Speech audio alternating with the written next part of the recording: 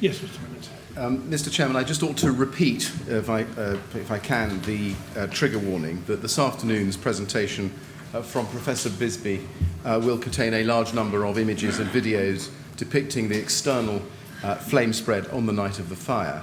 And that will include the playing of his composite flame spread video, which I played in my opening, and detailed consideration of that and other flame spread material, which shows the tower burning and on fire. Some of the videos include audio of people who witnessed the fire, and it shows some of their distress at the events as they unfolded. And it will also contain a number of images of the burnt out tower after the fire and the playing of the first 999 call by Mr Kebede. So I just repeat that warning. Yeah, thank you very much. Thank you, Professor. Yes, and when you're ready, Professor. Thank you. Thanks very much.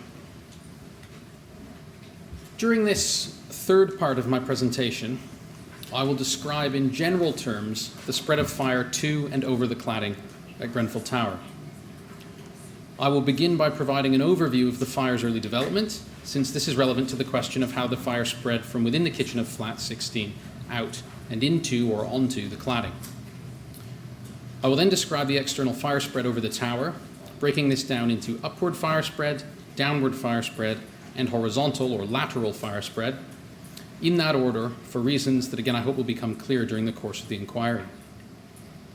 I will make extensive use of photos and video footage that was provided by members of the public via the Metropolitan Police Service Uploads website.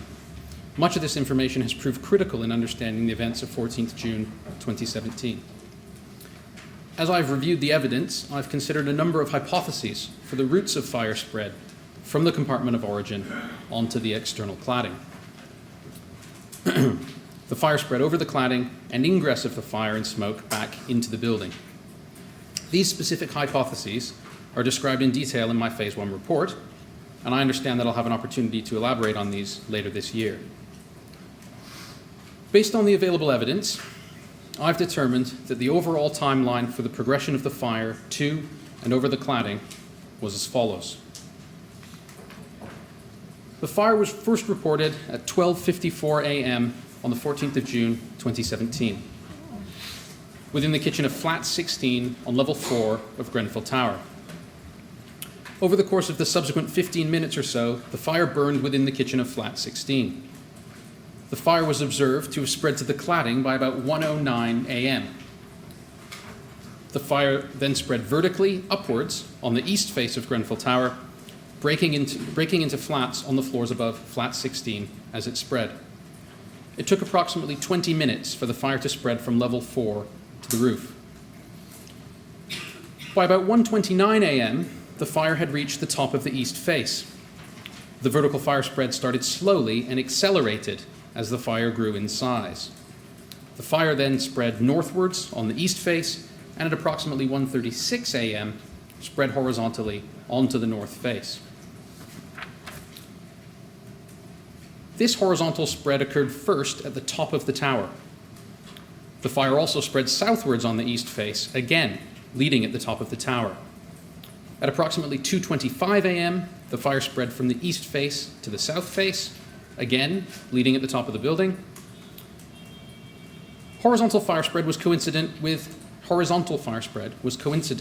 downward fire spread, causing a larger area of the cladding to become involved in the fire.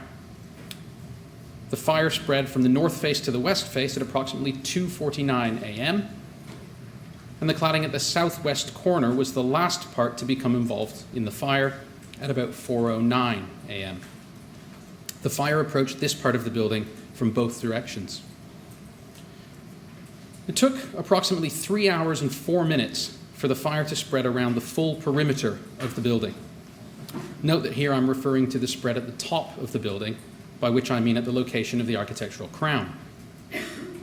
After this time, the fire continued to spread downwards to ingress into the building and to burn within the building for many more hours.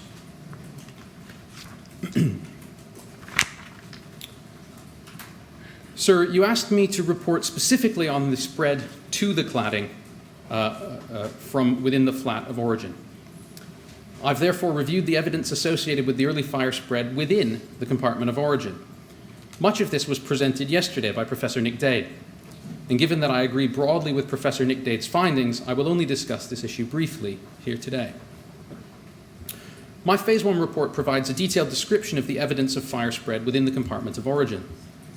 This includes witness statements, a 999 call transcript, interview transcripts, video evidence from Mr. Kebede's phone, witness statements from the 4 firefighters who initially entered Flat 16, thermal imaging camera or TIC footage from within Flat 16, fire scene photos, and photos from my own post-fire investigations at Grenfell Tower.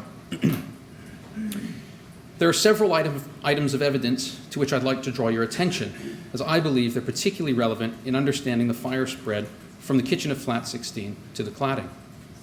First, the initial 999 call that was made by Mr. Kebede, the occupant of Flat 16, who first discovered smoke within his kitchen. The call was made at 12:54:29. During this recording, which I have interpreted that at 52 seconds and at 55 seconds into the audio file, the occupant states that the fire is by the fridge side. I will play this call in full in a few minutes when I replay my composite flame spread video that was shown by Mr. Millett during his opening remarks 2 weeks ago. But I wanted to raise that point here. Second, during subsequent interviews with Mr. Kebede, he makes comments about the location of the smoke that he has observed. An extract from one of these interview transcripts is shown here. Mr. Kebede says, "I could see a light-colored smoke in the area next to the fridge freezer and window. It was in the general area there. I cannot be more specific about exactly where it was coming from." The interviewer asks, "So where was the smoke in your kitchen? Whereabouts would you say the smoke was? If you could say one point that the smoke was originated." And Mr. Kebede replies, "The smoke is behind the fridge and the window side." This overall description of events has since been corroborated by additional interviews and witness statements from Mr. Kebede. Third, a segment of video footage recorded by Mr. Kebede on his phone from outside the building. This video was captured beginning at 1:05 a.m., or about 11 minutes after the beginning of the initial 999 call. I will now play this video. Fire! What the?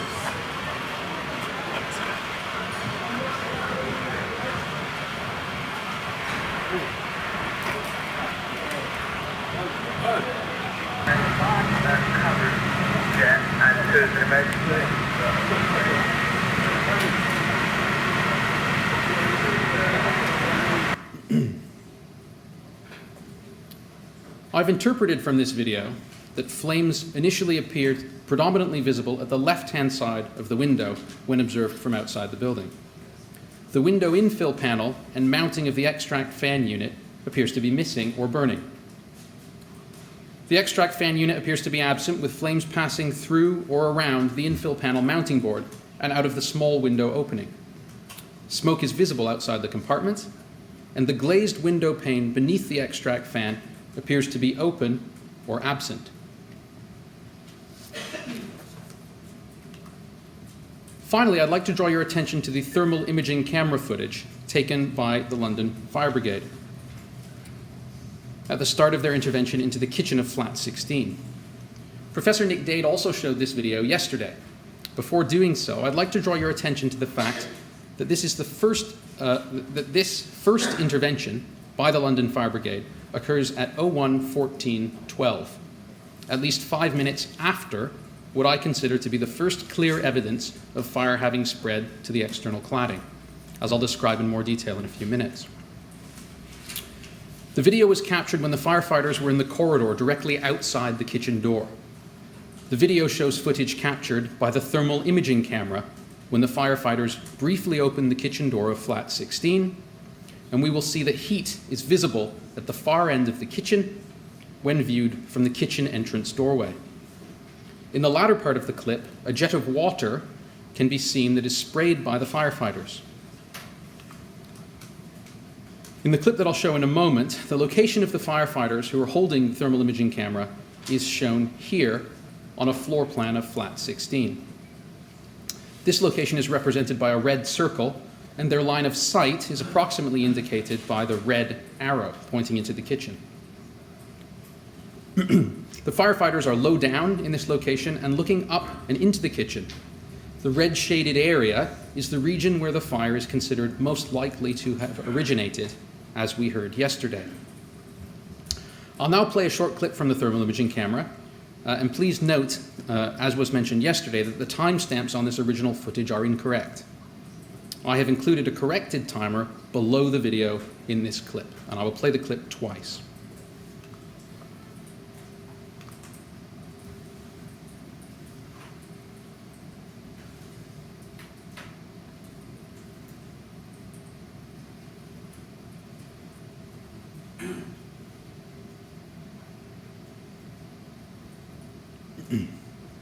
I'll now play the clip a second time.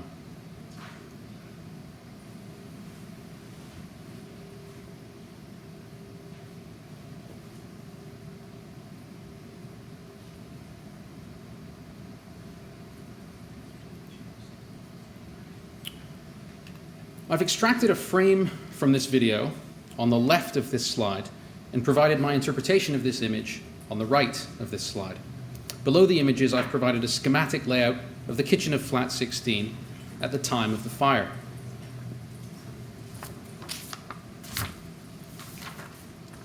It's my interpretation that the heat, which is indicated by the yellow region in these images, is primarily between the fridge freezer and the kitchen window. However, it's not possible to be more precise than this on the basis of the thermal imaging camera footage. In summary, these 4 items that I've just brought to your attention lead me to agree broadly with the evidence of the initial fire presented yesterday by Professor Nick Dade. And I won't speak any more about that particular issue today. I'll now move on to present evidence concerning the spread of fire from within the kitchen of flat 16 out and onto, or into, the cladding. To consider the evidence regarding fire spread to the cladding, I need to briefly revisit the geometry of the kitchen window and its window surround. This is a picture of the kitchen window of flat 13, also on the 4th floor at Grenfell Tower, and having essentially the same layout as flat 16. Most of the relevant components of the window are visible in this image, although it should be noted that the UPVC window boards have been removed in this photo. This was done as part of the forensic deconstruction of flat 13, parts of which I attended after the fire. In this photo, we can get a clear view of the configuration of the kitchen window from the inside of the building and the possible routes of fire spread from inside to the outside. These could include through an open or broken window, through the extract fan or the infill panel in which the extract fan is mounted, or through any gaps or openings that might have formed around the window as a consequence of heating. Because the UPVC window boards have been removed in this view, we can see that a gap exists between the edge of the refurbishment window frame and the pre-existing opening of the reinforced concrete facade of the building, which I've previously mentioned today. This is visible immediately to the right of the window frame. We can also see that this gap has been bridged, as I've already mentioned, using a layer of EPDM rubber weatherproofing membrane, which is the black substance filling the gap, as discussed previously. Behind this EPDM, we would find the back of the cladding cavity, which contains both PIR foam insulation and exposed edges of polyethylene on the back side of the ACM rain screen cassettes, again, as I've already discussed. I'd also like to quickly revisit the drawing that I showed earlier of the various materials that were present around the window to make sure that the configuration of materials around the window is clear in the present discussion.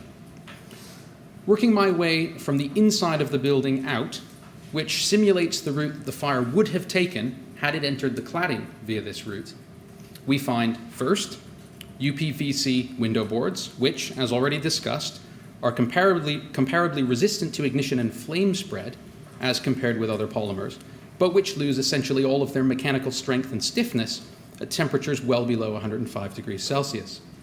Next, possibly a piece of 25 millimeter thick foil-faced PIR foam insulation. This is a combustible thermosetting polymer, as I've already mentioned, that chars on burning but can rapidly ignite and spread flame when not protected by a foil facing. Then, a 1 millimeter thick layer of combustible EPDM rubber weatherproofing membrane, which can be assumed to offer very little resistance against attack from fire. Then, the edge of a piece of PIR foam insulation on the adjacent column. And it is likely, based on my post-fire investigations of the cladding at Grenfell Tower, that the PIR insulation's protective foil facing would not have been present at this location due to the way the boards are cut. And finally, the back of the Renabond PE ACM rain screen cassette, which, as I noted earlier, would present a number of exposed surfaces of highly combustible polyethylene along cut edges and folding lines. In relation to spread of fire to the cladding, I will draw on several additional items of evidence. These include video taken from outside Grenfell Tower during the early stages of the fire, and thermal imaging camera video captured by the firefighters during their intervention within flat 16. In a moment, I will play a video that was captured outside Grenfell Tower at about 1:09 a.m. During this video, you will see falling debris from the lower left corner of the kitchen window of flat 16. I've concluded that this falling debris is likely to be polyethylene, originating from within the ACM rain screen cassettes. Consequently, this video is the earliest evidence of which I'm currently aware that shows that the fire has spread to the cladding. I'll now play the video.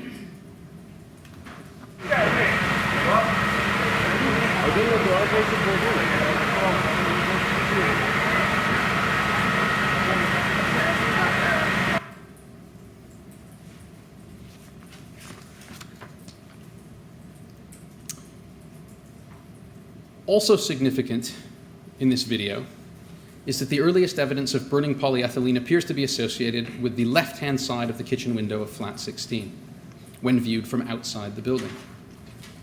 This is where the potential pathway described in the previous slide would cause fire and hot gases to impinge on the back of the ACM rain screen cassettes, and also likely an exposed edge of PIR insulation board. I'll now play a video captured by the firefighters using thermal imaging cameras within flat 16.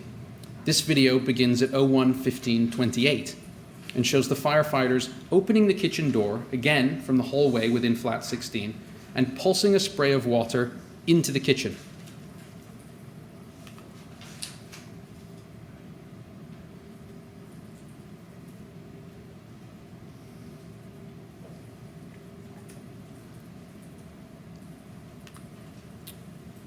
Again, I've extracted stills from before and after the water was applied.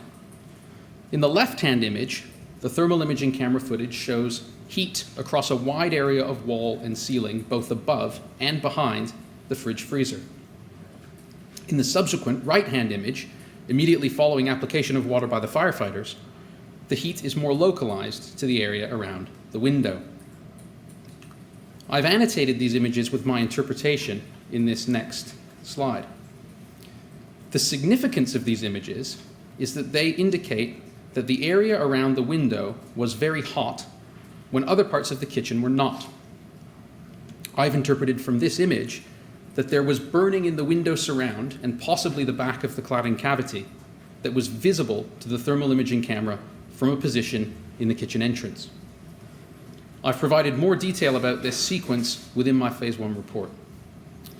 There is thus considerable evidence to indicate that the fire had spread to the external cladding by about 1:09 a.m., if not slightly earlier. The precise mechanism by which this occurred, however, cannot currently be stated, and this is a topic of ongoing investigation, experimentation, and analysis.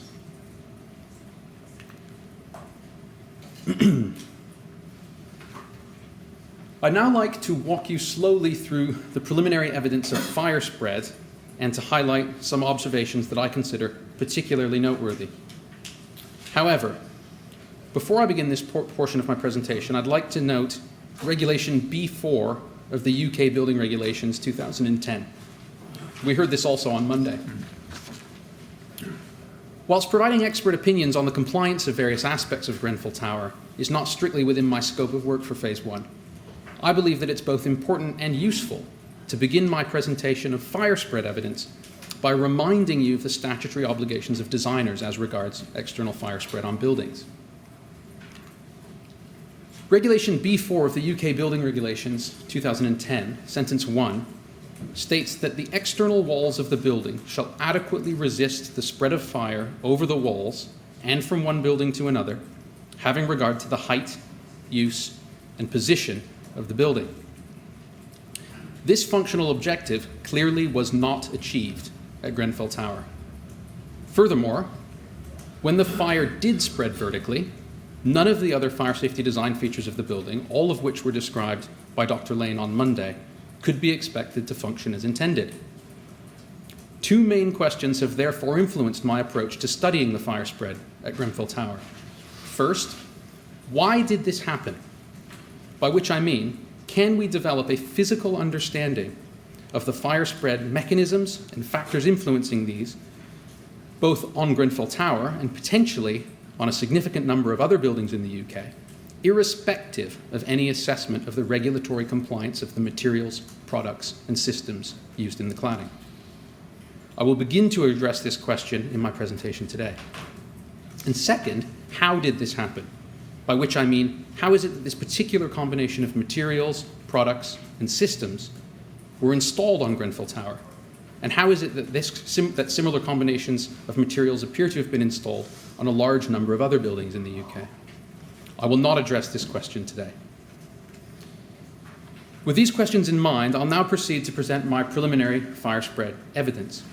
I'll present this evidence in three sections: upward fire spread from flat 16, downward fire spread on all four faces of the building, and horizontal fire spread around the building.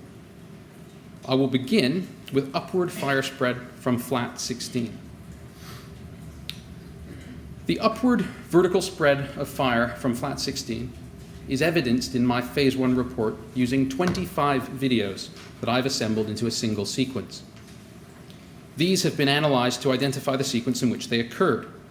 Where there is overlap between the videos, I've identified this based on matched background audio or matched visual content. The Metropolitan Police Service have also provided timestamps for some of these videos. Sir, with your permission, I'd like to play this video sequence with audio that shows the vertical fire spread from flat 16. And this is the same video that was shown by Mr. Millett during his opening remarks at the beginning of the evidential hearings. I will play the whole video uninterrupted, and I will then spend some time discussing specific sections in much more detail.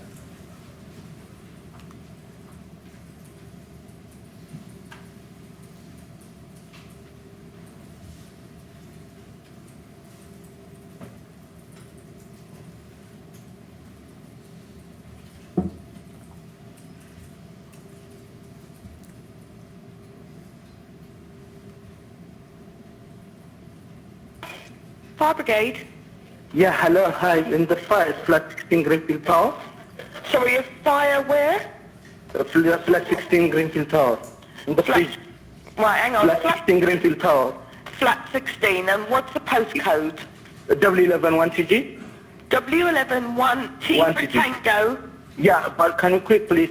Yeah, would you just, I have to get the address. Okay, Glen. Flat 16 Greenfield Tower, W11-1TG. The fire brigade are on their way. Are you outside? Yeah, I'm outside. Yeah, well, the fire engines are on their way. Just tell me how many floors you got there. It's the fourth floor. Right, Alright, okay. quick. They're on their It's way burning. already. Yes, I know it's burning, but they are on their way. You've only just called, as long as you're okay. Yeah? Okay. Yeah, as long as There's a free you're... side, yeah. Pardon? There is a free side, okay, can you quick? Yes, you wait outside. Yeah, I'm outside, I'm waiting outside. Okay, so the fire engines are on the way. They will be there soon, okay? Okay. You've only just called us, so it will take a minute for them to get it. Yes. Yes, okay. Right,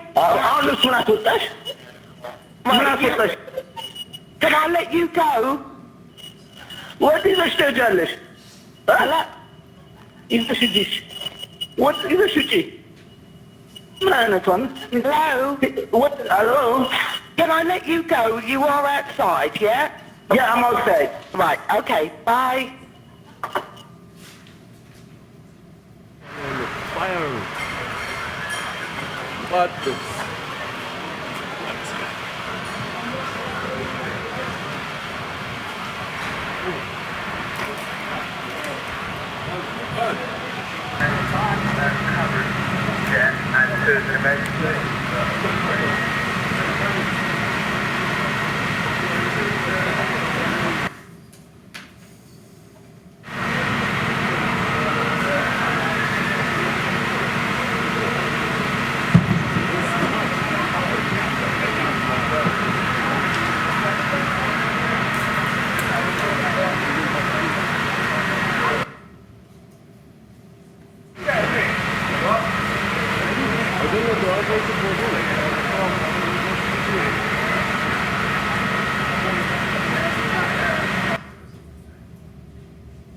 Fire brigades! Look, look, look. The house. Yikes. Don't make fires, kids. Parents, keep your kids away. Like, yeah, fire brigade.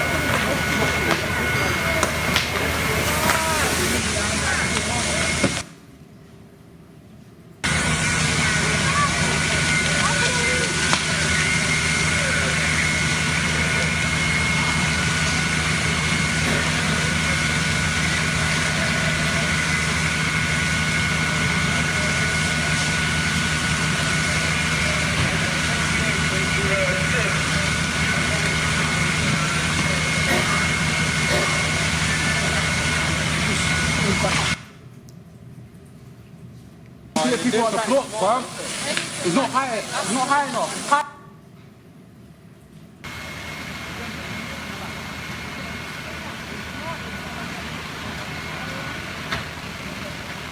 Ska sandaler tycker jag. Ska franka.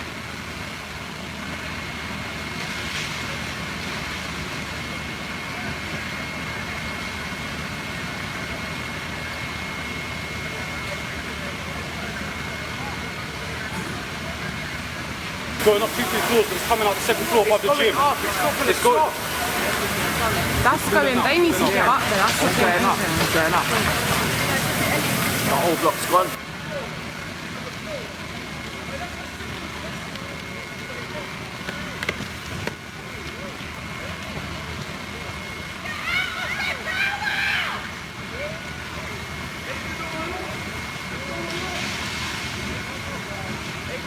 Cracking on our cotton.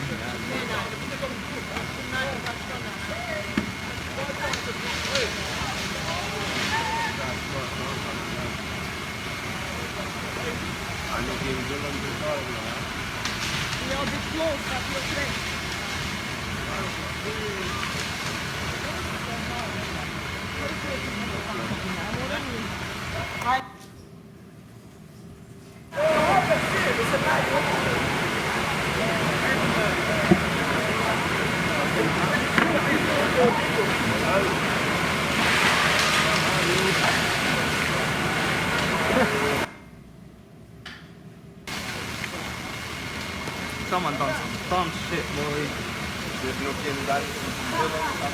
Where was he? He was in my yard and my neighbour's not covered. It's getting very close to my yard. Yeah, There's that's like spreading. three- that's You know 4 spreading. floors, that's 4 floors They're on in my one yard. floor. That's in my yard. That's my yard. It's in my yard. Fuck. But there's only one guy. Mom!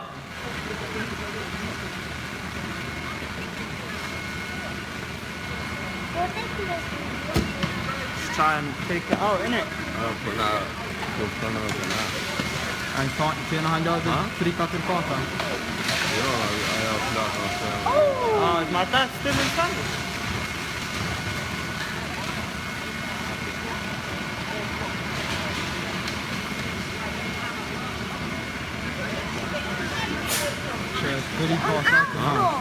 Look, at Grenfell Tower at like 1:30 in the morning, fucking hell, fire, and that's getting bigger and bigger.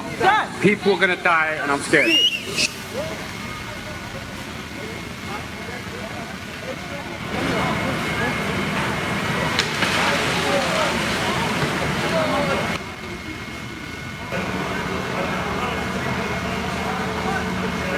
okay? I told you get out. I told you get out.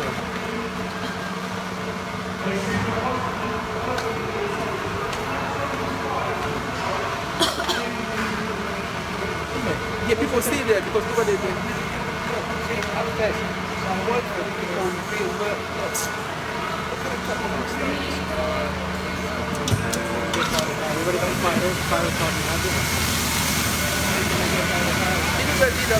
Man, you see that shit pull off?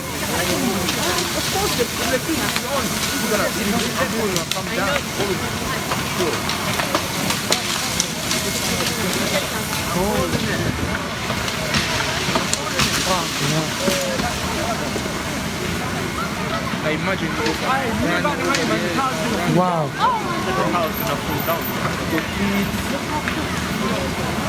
All that new work for nothing.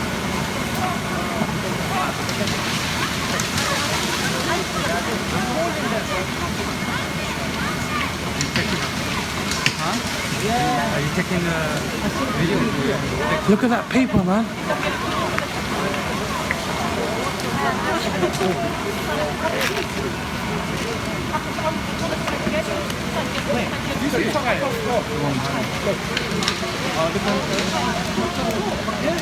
Hey, bro, this is sticky, that's all yours.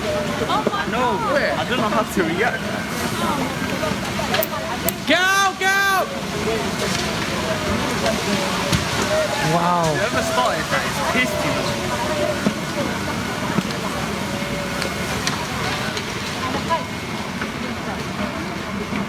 The electricity start getting affected. There's no alarm. It's gonna go right to the top of that building, isn't it? Just cut that. Yeah, and I'm coming down, I can hear them. Fire's there now, bro. I smell, you know, I pulled my charger.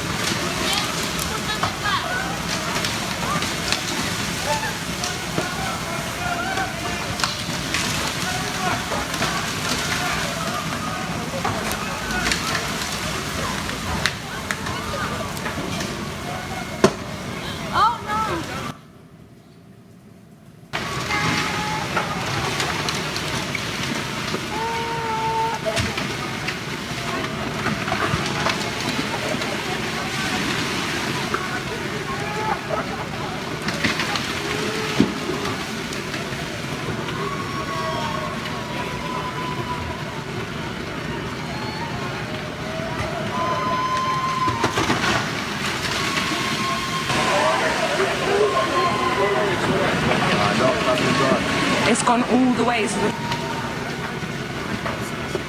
You need to sit down still.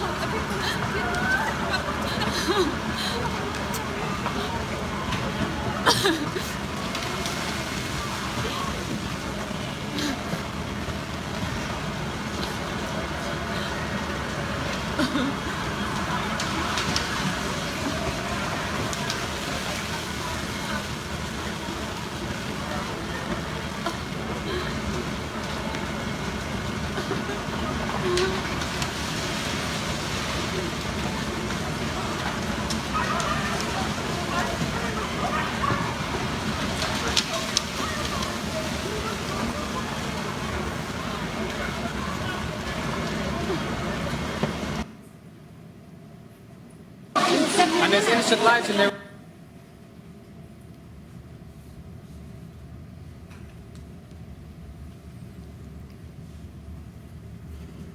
From this video, I've extracted a number of short clips that I'd now like to play and discuss. I've removed the audio from these clips, and in some cases, processed and stabilized the video to allow close-up views of aspects to which I would like to draw your attention. I will play each video on a loop, and I will describe what I've observed in the video while the loop is repeating. The first clip was captured at 1:08 a.m. and shows the window of the kitchen window of flat 16 from the outside of the building. From this short clip, I observed that flames initially appear visible more to the left of the window. The extract fan appears to be absent from the window infill panel at the top left of the kitchen window. The window infill panel and mounting of the extract fan unit appear to be burning. Smoke is visible outside the compartment, and the window pane below the extract fan unit appears to be absent, or alternatively, opened almost fully inwards. I also observed that a small amount of burning material is falling from the region around the window opening.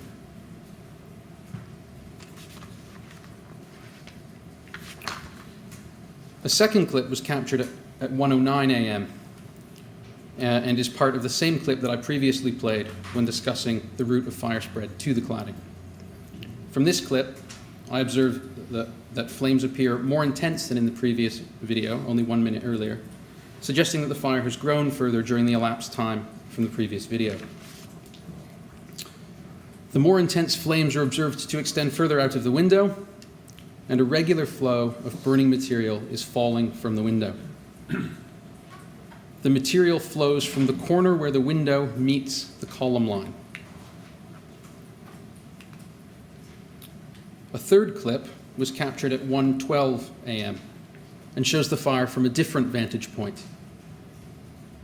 The fire now appears to be more intense than in the previous images. However, due to the exposure of the image, it is not possible to precisely determine the origin of the flames. By this I mean whether they originate from the cladding or from within the compartment itself. Immediately below the window opening, there appears to be burning material on the surface of the ACM cladding. Burning material is falling from the window opening, and some of the burning material is present on the ground. Please note that there is also some water on the ground in the bottom left-hand corner of this clip. There. Again, note the time of this clip at approximately 1:12 a.m. A fourth clip is a combination of 3 overlapping clips, all from slightly different vantage points, and captured at about 1:15 a.m. From this clip, I observed that the upper tip of the external flaming is approximately between levels 6 and 7. A large amount of burning material is now falling from the area of the fire, and the smoke from the fire is drifting from south to north. At the end of this clip, the firefighters on the ground can also be observed to begin spraying water towards the fire. This is the first visual evidence that I'm aware of showing application of firefighting water to the exterior of the building at 01:15:53. However, as noted in the previous clip, there is evidence of water on the ground as early as 1:12 a.m. And this may indicate earlier external application of firefighting water, what the firefighters refer to as a covering jet, for which there is currently no direct visual evidence. I will not comment any further on these early attempts at external firefighting, as I understand that the inquiry's expert, Steve McGurk, will comment on this issue in considerable detail in due course.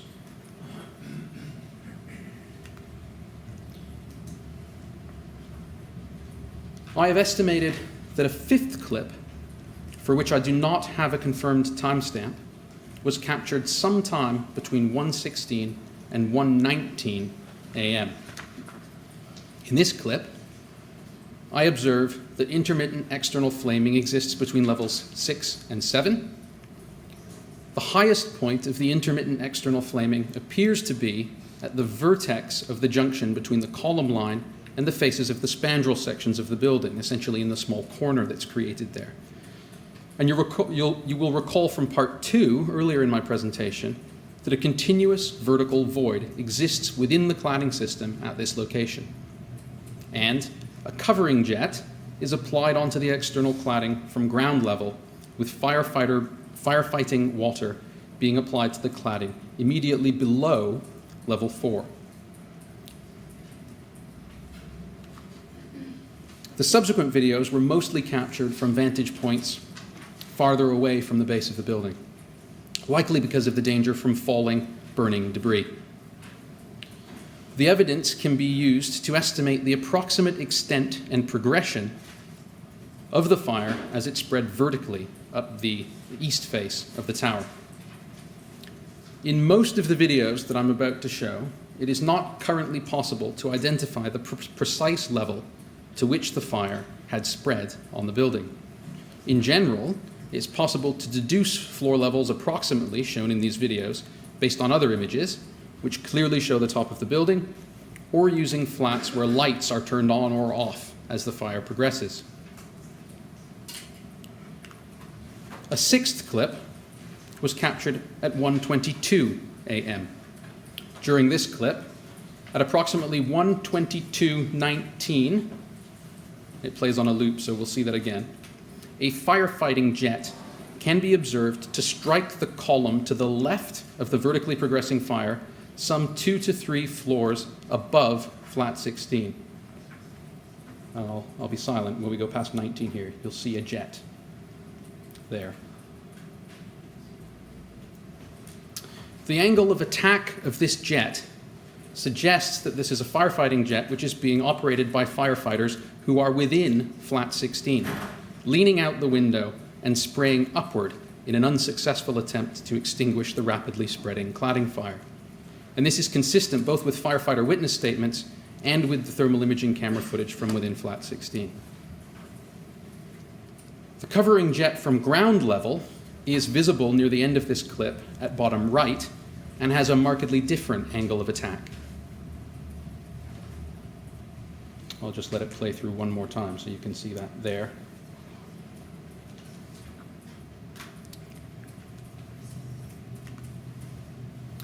A seventh clip shows a combination of videos captured at 1:24 a.m.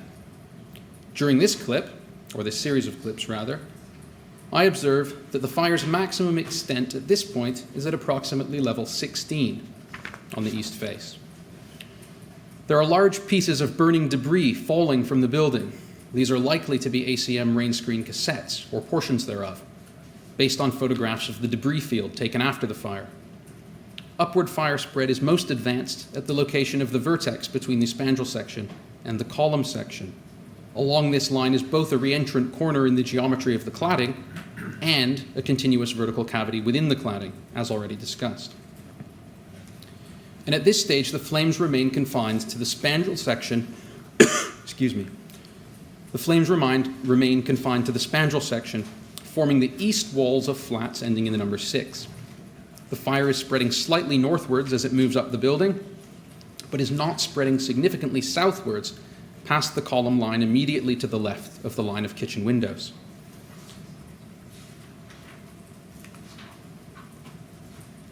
An eighth clip was captured between 1:26 and 1:29 a.m. During this clip, I observed that the fire has now reached level 23, and by the end of the clip, the flames are continuous at the level of the rooftop. Note that this is also the location of the architectural crown that I mentioned earlier.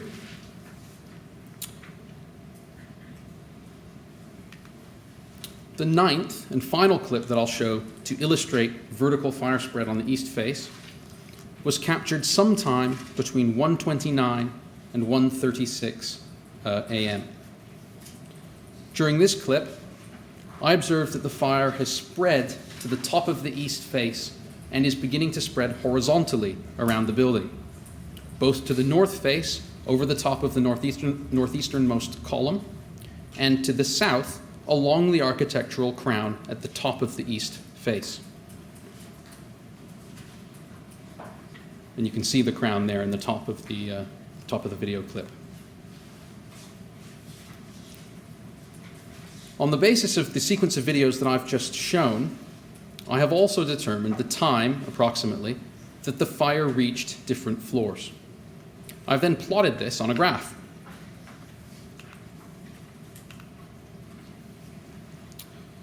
This graph starts at 12:54 a.m. at its left side, when the first 999 call was initially received, and finishes at 1:29 a.m. at the right, approximately when the fire reaches the top roof level of the east face.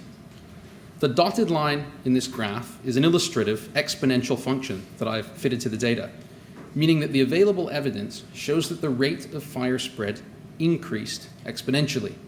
And recalling my vertical upward fire spread on a match earlier, this is as expected. By this, I mean that the fire spread continued to accelerate until it reached the top of the building. And here I would like to reiterate a previous observation, which is also evident from this analysis. By 1:15 a.m., as we can see here, flames were observed to be extending at least 2 levels above flat 16. The fire service's first visual confirmation of the location of the fire from within flat 16 was at 01:14:16. And the firefighters were unable to make an effective intervention to extinguish the internal fire within the kitchen until approximately 1:21 a.m.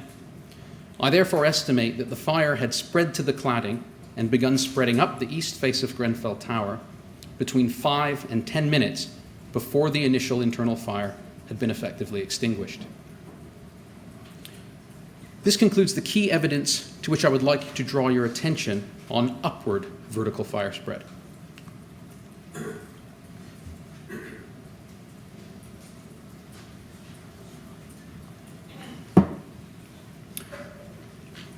I will now present preliminary evidence of downward fire spread at Grenfell Tower. The purpose of presenting specific evidence of downward fire spread is to highlight the key fire spread mechanisms which can help to explain the extent of external fire spread that was experienced at Grenfell Tower.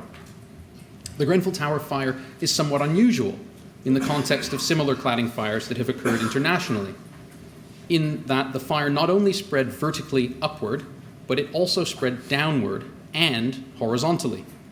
It's my opinion that a combination of these fire spread directions and mechanisms conspired to cause the extensive fire spread, which eventually included almost the entire exterior surface of the building. There are 2 main sources of evidence to which I'd like to draw your attention. First, a series of videos captured by members of the public, and second, photos taken by the Metropolitan Police Service after the fire. I will begin by presenting several short video clips that provide visual evidence of downward fire spread. Again, I will play these without audio and again on a loop. From these videos, it will be observed that considerable melting and dripping of burning material occurred primarily along the column lines. It is my opinion that this burning and dripping material is predominantly polyethylene from the ACM rain screen cassettes. And we will also see that falling flaming debris landed on horizontal ledges on the spandrel sections and in some cases resulted in localized burning at these locations. The first clip shows the north and west faces of Grenfell Tower. And for the next series of clips, I have small diagrams in the left-hand corner that shows where the view is from, again with my red circle and red arrow showing line of sight. and the blue lines indicating the bits of the building that we're looking at. So again, the first clip shows the north and west faces of Grenfell Tower. It was captured sometime between 2:48 and 3:11 a.m. This clip shows dripping, burning material at the column line. We can see this particularly near the top of the northwesternmost column, where the fire first spreads onto the west face from the north face, along the architectural crown and over the column top. Here, I would also note the similarities between this video and the video of a burning sheet of polyethylene that I showed in part 1 of my presentation today. A second clip shows essentially the same area of the building a short while later, sometime, in this case, between 3:20 and 3:33 a.m. This clip again shows dripping, burning material at the column line, this time on one of the columns on the west face of the building, rather than a corner column, as in the previous clip. And again, note the similarity to my earlier video. A third clip was captured as part of the same recording. In this clip, right in the center of the image, we can also see evidence of burning debris falling, landing, and accumulating on window ledges on the spandrel section of the building, where it continues to burn as a small, localized fire.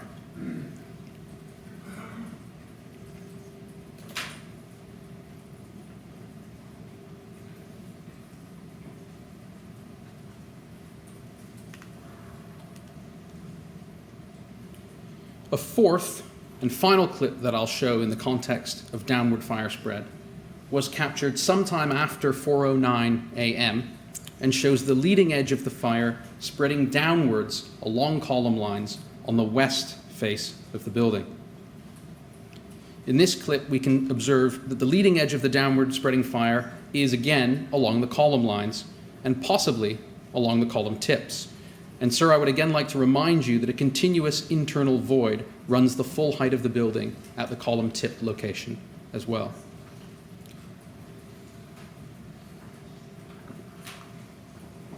Further evidence of the possible mechanisms for downward vertical fire spread is available in post-fire photos of damage to the cladding system.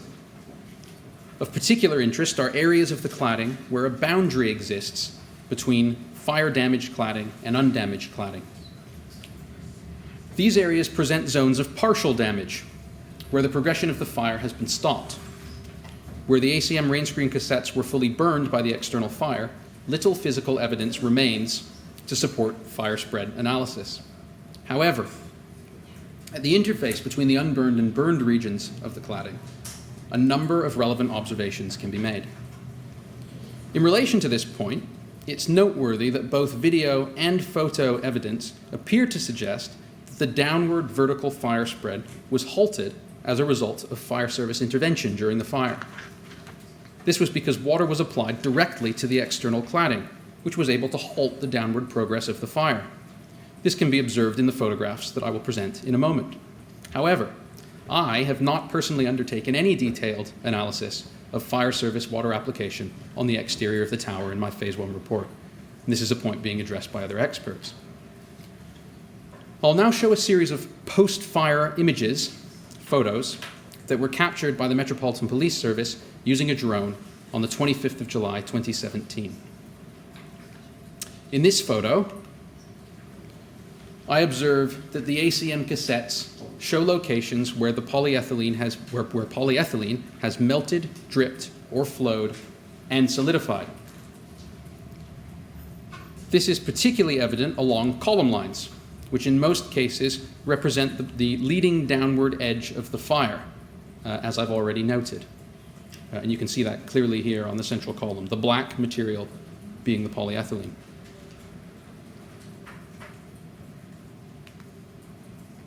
In this photo, I observe the following. The ACM rain screen cassettes show locations where polyethylene has melted, dripped, or flowed, and solidified. at the interface between the burned and unburned sections of the external cladding, partially burned ACM rain screen cassettes are present, and these indicate that the aluminium layers had separated from the polyethylene contained within the ACM rain screen cassettes. By this I mean that debonding of the aluminium skins had occurred and the polyethylene had partially melted or burned away. Debris, which I assume to be resolidified polyethylene, is present on the detail in front of the windows and below the burned sections of the cladding, essentially on the windowsills. I also observed this during my own site inspections of the external cladding in the months following the fire.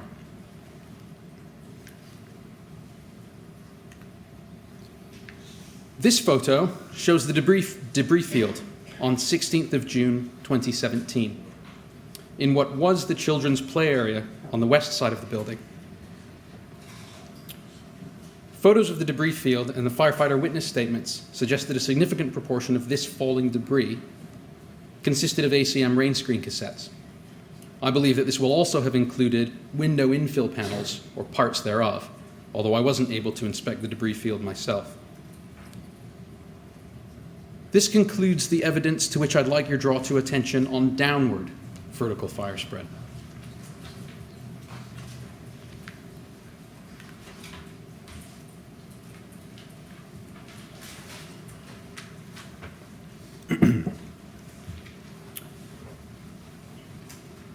I'll now present a summary of my preliminary evidence of horizontal or lateral fire spread.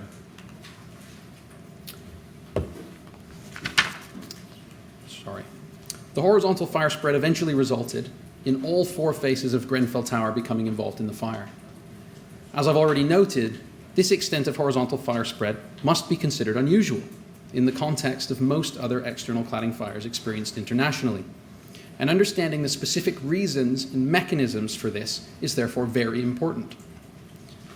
The horizontal fire spread is documented in videos and images captured by members of the public, CCTV, and other media.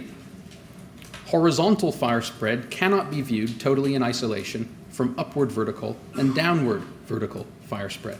And it's important to recognize that these directions of fire spread surely interacted during the fire. I've developed an approximate timeline of the location of maximum horizontal fire spread on each face of the building.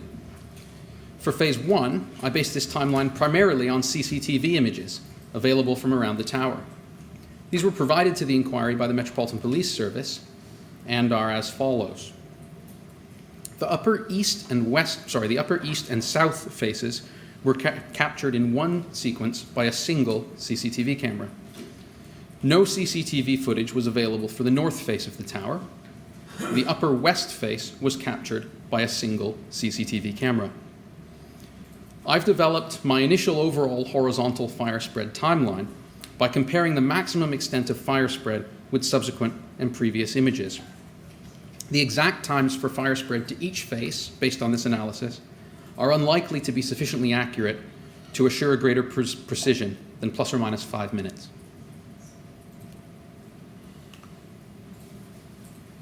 During my review of the available evidence, I observed that the furthest extent of horizontal fire spread usually, but not always, appears to be at the top of the building, at the location of the architectural crown and column tops. I described the crown earlier in my presentation, and I've just shown it again here. I also observed that the external cladding detail at the top of the columns was generally the first location where the fire was observed to spread to the next spandrel section of the face when the fire spreads horizontally across the faces of the building. To develop a timeline, I've therefore defined horizontal fire spread as the time at which the fire reached a column at the top of the building. The columns at Grenfell Tower are defined on a grid and are denoted by the references A1 through D5, as I've shown here. This slide shows the overall plan for the tower for levels 4 and above, with the column notations shown and the times that the fire reached the column tops as it spread horizontally around the building. At 1:29 a.m., the fire had reached the top of the east face, as I've already said, at columns A5 and B5, as shown here.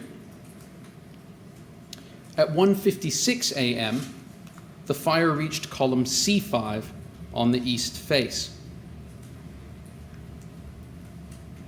At 2:23 a.m., the fire reached the corner column at the southeast corner of the building, column D5.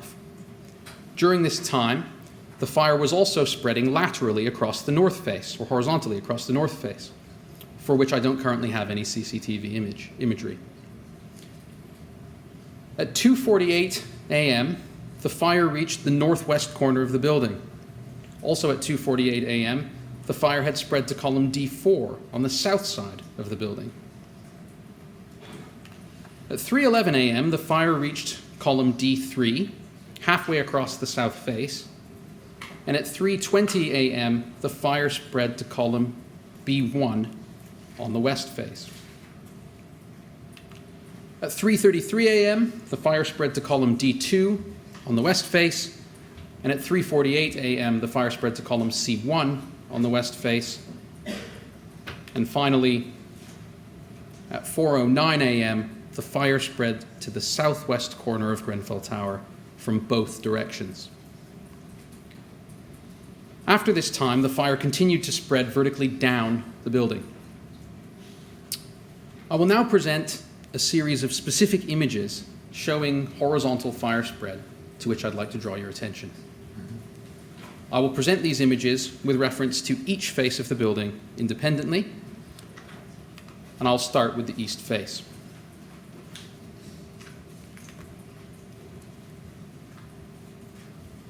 Image 1 shows the east face of Grenfell Tower between 1:29 and 1:56 a.m. In this image, I'd like to draw your attention to the top of the column. I've interpreted this image as showing that the fire has spread over the column top. This is the column at left of the fire zone. Video evidence of this is also referenced in my Phase 1 report. Image 2 shows the north and east faces of Grenfell Tower between 1:29 and 2:23 a.m. And closer to about 1:56 a.m. From this image, I observe that the furthest extent of horizontal fire spread is at the top of the building. The fire appears to have spread over the top of the column, and between the columns, the flame front forms a slightly inclined angle over the face of the building.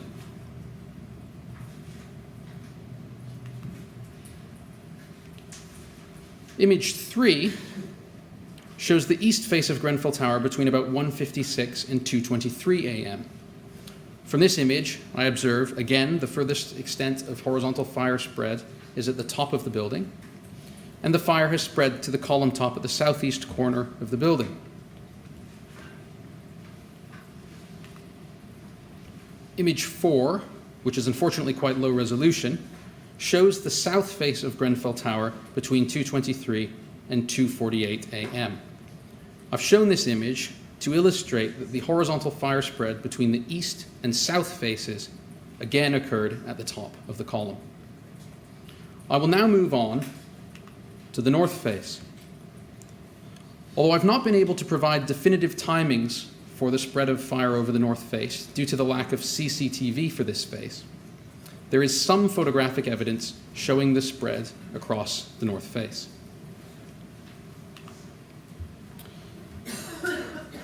Images 5 and 6 are taken directly from the north of the building, as shown here. And these are extracts from the start and end of a longer video. The left-hand, earlier image shows that the flames are visible at the horizontal joints between the ACM column cassettes. You can see those annotated on the photograph. My Phase 1 report shows that horizontal ledges between the rain screen cassettes existed at these locations. and would have presented locations where melted polyethylene could collect and continue to burn as small, localized pool fires. Over the course of the 2-minute and 48-second video from which these images are extracted, the fire spreads from localized joints and becomes established across most of the height of the column. This is visible in the right-hand image taken near the end of the clip. The left-hand image also suggests that fire is spreading over the column top. I will now show the full source video for further illustration of these points. And this video is about 3 minutes long.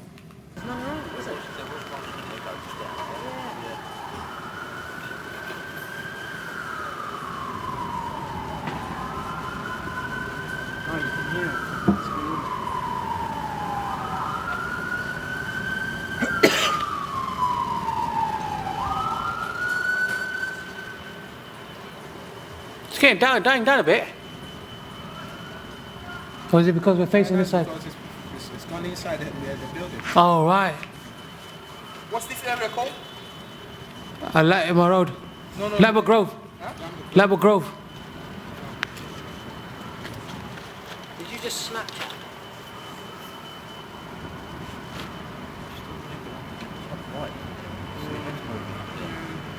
Well, look, you see three windows up. Yeah. From where the there's someone there. And just to say that the small triangular zone at the very top of the building is the column top. To the right of that is the architectural crown.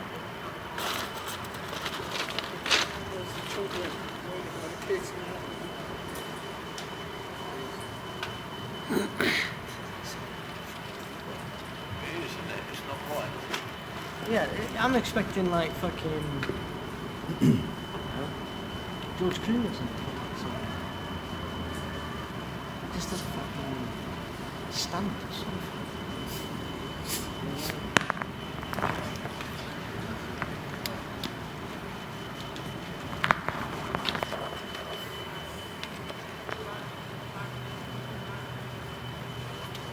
I haven't seen any fucking water or nothing getting sprayed on it yet, though. I think they're battling from the inside, you know that?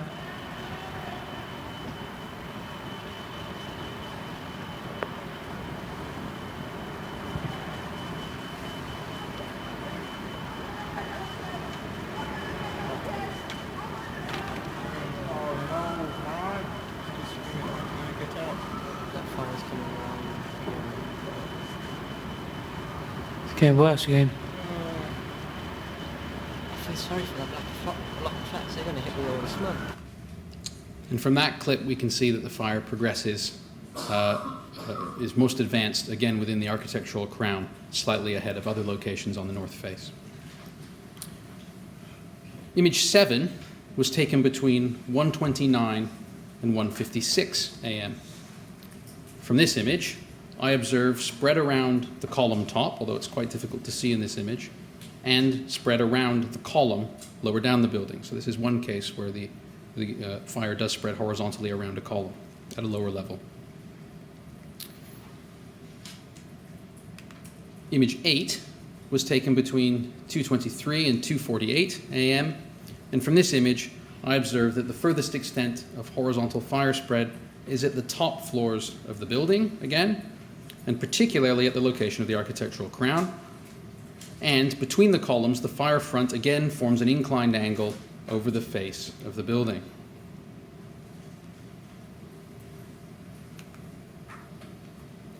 Image 9 was taken sometime between 2:48 and 3:11 a.m. From this image, I observe again that the furthest extent of the horizontal fire spread is at the top floors of the building.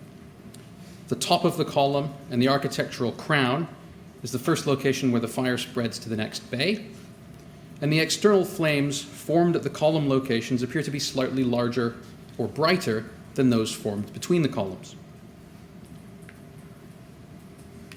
I will now move on to the west face. The first evidence of spread to the west face is the image I showed previously, image 9. This image shows that the first location of spread to the west face was over the column top in the northwest corner. Image 10 was taken between 2:48 and 3:48 a.m. And in this image, the fire has reached the next column on the west face at its top before any other location. Between the columns, the fire front again forms an inclined angle over the face of the building.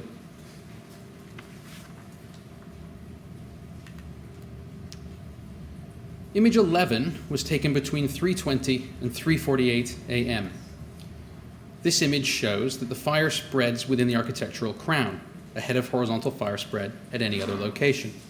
And again, between the columns, the fire front forms an inclined angle over the face of the building.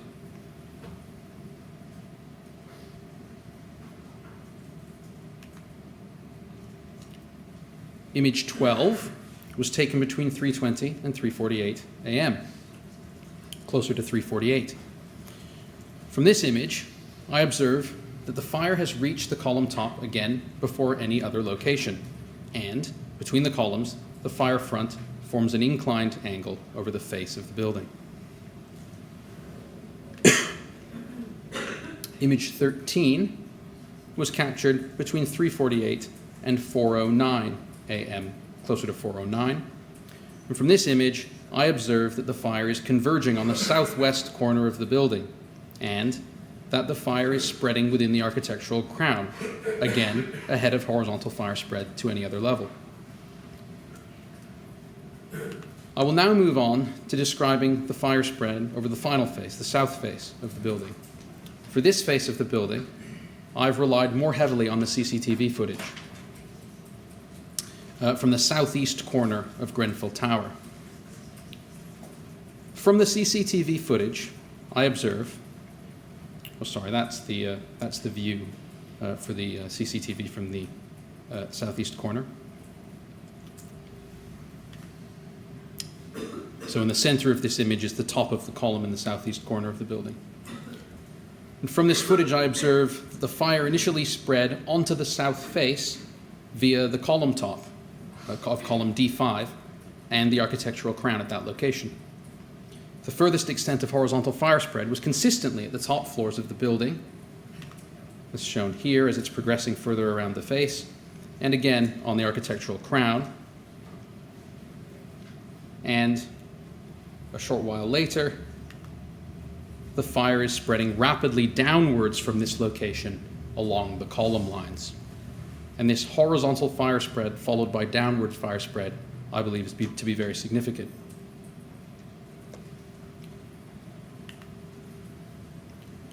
All of these fire spread directions and mechanisms, upward, downward, and horizontal, are subject to ongoing investigation, experimentation, and analysis by the inquiry's experts. This brings to a close the preliminary evidence of fire spread over the cladding on the building that I would like to bring to your attention at this stage of the inquiry. This also, therefore, includes the evidence that I would like to present today. Thank you very much indeed. Thank you. Yes, Mr. Chairman, that concludes the work of the inquiry for today. Thank you very much, Professor Bisby. Thank you. Thank you very much, Professor. We'll stop there then, and we'll resume at 10 o'clock tomorrow morning when we shall hear some evidence read. Yes? Thank you very much.